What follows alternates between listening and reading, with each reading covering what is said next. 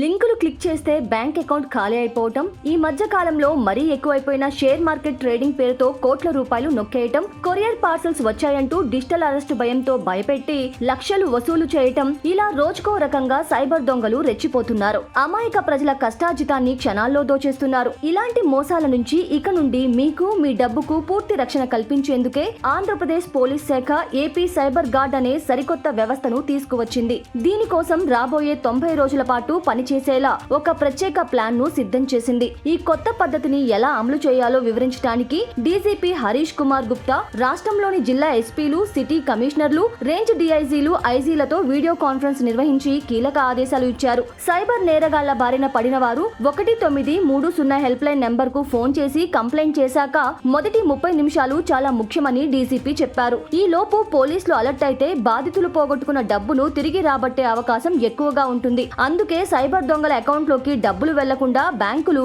30 నిమిషాల పాటు ఆ డబ్బును తాత్కాలికంగా హోల్డ్ లో పెట్టేలా కొత్త నిబంధన తెస్తున్నట్లు ఆయన ప్రకటించారు. బ్యాంకింగ్ అధికారులతో మాట్లాడి ఈ అలర్ట్ సిస్టమ్ ను పక్కాగా అమలు చేయబోతున్నారు. ఈ ఏపీ సైబర్ గార్డ్ వ్యవస్థ మొత్తం 6 అంశాల ఆధారంగా పనిచేస్తుంది. 24 గంటలు పనిచేసే cyber war room, 1930 help line ను నేరుగా బ్యాంకులతో లింక్ చేయడం, ఏఐ టెక్నాలజీతో సైబర్ నేరాలను కనిపెట్టడం దీని ప్రధాన ఉద్దేశం. వీటితో పాటు మొదటి విడతగా 500 మంది పోలీస్ అధికారులకు ప్రత్యేక ట్రైనింగ్ ఇప్పిస్తారని, జిల్లా స్థాయి నుంచి పోలీస్ స్టేషన్ల వరకు 3 అంచెల రెస్పాన్స్ టీమ్స్ ఏర్పాటు చేస్తారని, ప్రజలకు సైబర్ మోసాలపై అవగాహన కల్పిస్తారని డీజీపీ తెలిపారు. మరోవైపు సోషల్ మీడియాలో ప్రభుత్వంపై, రాజ్యాంగబద్ధ పదవుల్లో ఉన్న వారిపై, ప్రజా ప్రతినిధులపై కావాలని తప్పుడు ప్రచారాలు చేసేవారిపై కూడా పోలీసులు గట్టి నిఘా పెట్టారు. ఫేస్బుక్, ఇన్స్టాగ్రామ్, యూట్యూబ్ వంటి ప్లాట్ఫామ్స్ లో బూతులు మాట్లాడటం, ఒకరి క్యారెక్టర్ ను దెబ్బతీయటం, గొడవలు పెట్టేలా పోస్టులు పెట్టే అకౌంట్లు, గ్రూపులను ప్రతి పోలీస్ స్టేషన్ పరిధిలో గుర్తించనున్నారు. పోలీస్ స్టేషన్ లెవెల్ వరకు డీప్ ఇంటెలిజెన్స్ మ్యాపింగ్ ద్వారా